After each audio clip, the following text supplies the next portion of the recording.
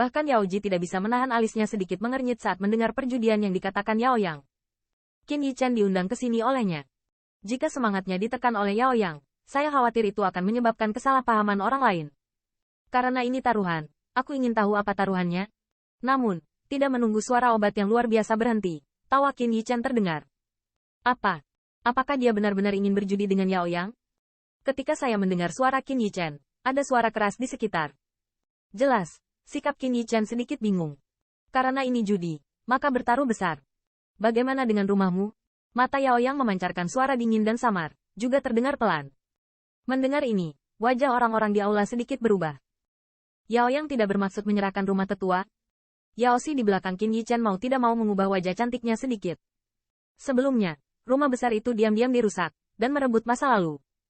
Sangat mudah untuk mendapatkan kembali posisi penatua, dan mereka yang membuatnya tidak mungkin melepaskannya. Hanya dalam beberapa hari, Yao Yang tidak tahan lagi, dan saat ini dia membuat taruhan seperti itu secara langsung. Bahkan Qin Yichen tidak bisa membantu tetapi tenggelam sedikit ketika dia mendengar taruhan itu. Kenapa, Junior, kamu takut? Melihat penampilan Qin Yichen, Yao Yang mencibir dan melambaikan lengan bajunya. Saya tidak mempermalukan Anda sebagai junior. Anda hanya perlu menganggap saya membuat 3 suara. Sebagai permintaan maaf, saya tidak akan pernah menyalahkan Anda atas kesombongan Anda. Mendengar ini, wajah semua orang di aula berubah drastis. Bahkan Yao Ji, pada saat ini, tidak dapat menahan kerutan, dan wajahnya sedikit tidak senang. Obat ini terlalu banyak. Meskipun Qin Yichen provokatif, tetapi dengan reputasi Qin Yichen saat ini, dia tidak mengatakan bahwa dia memiliki kualifikasi. Tetapi bahkan jika dia menyinggung, itu tidak akan menjadi permintaan maaf yang memalukan. Kakak Qin, aku akan membawamu keluar dari sini. He Yao Yang tidak akan pernah berhenti. Yao Ji mengerang sedikit, menghadap transmisi suara Qin Yichen. Qin Yichen dibawa olehnya. Jika yang terakhir dipaksa melakukan hal yang memalukan, dia tidak bisa menggantung wajahnya.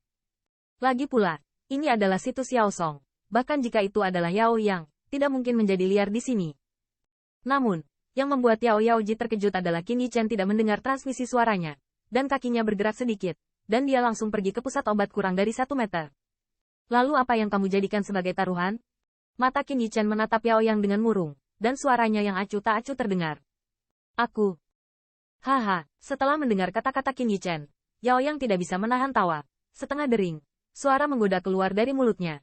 Junior, selama kamu berani mengambil taruhan ini, apa yang kamu ingin aku lakukan? Hanya katakan.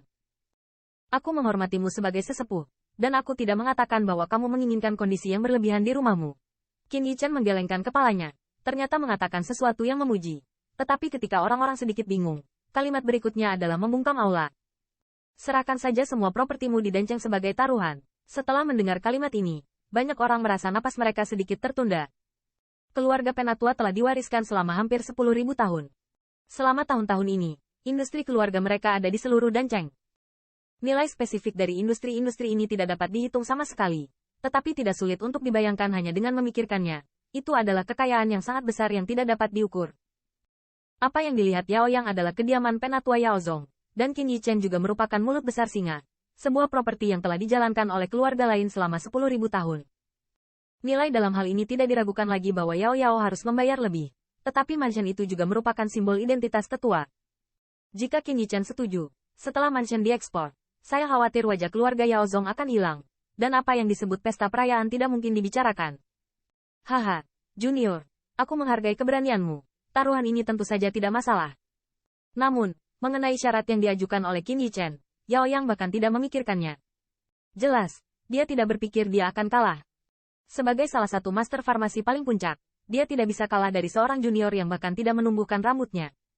Karena itu, Saudara Yao Ji, saya harap Anda bisa memberikan kesaksian. Melihat persetujuan dari Yao Yang, Qin Yichen juga melihat ke arah Yao Ji dan tertawa. Mendengar ini, wajah Yao Ji juga terlihat canggung. Kontrak perjudian antara kedua orang ini agak terlalu besar. Bahkan dia takut menjadi saksi dengan mudah. Tidak peduli siapa yang kalah atau menang, sensasi yang ditimbulkan oleh taruhan ini terlalu besar. Selain itu, dari sudut pandang Yao Ji, Qin Yichen sama sekali tidak memiliki harapan untuk menang. Meskipun Qin Yichen berasal dari ras tingkat dewa, dia pasti belum melihat betapa mengerikannya Master Senjian di tingkat Yao Yang. Menarik, jika dua orang tidak menyukainya, lelaki tua itu bersedia menjadi saksi. Ketika Yao Jie sedikit tertekan, sebuah tawa tua tiba-tiba terdengar. Segera, siluet yang agak tua datang perlahan. Lagu tua. Tanda seru.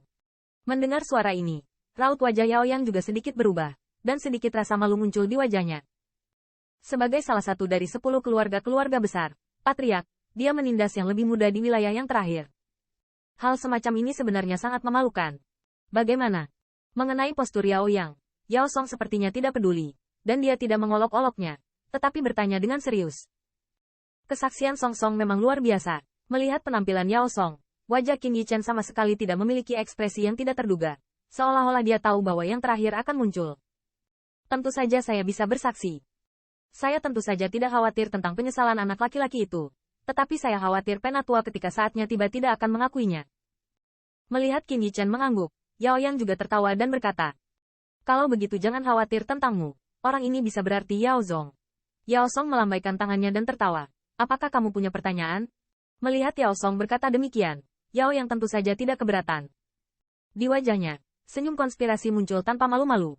"Kalau begitu, mari kita mulai dengan 2 orang. Dalam 1 jam, batasnya adalah 30.000 cairan spiritual. Siapapun yang memiliki hal paling berharga pada akhirnya akan menang." Saya melihat 2 orang mengangguk, dan Yao Song juga langsung berteriak.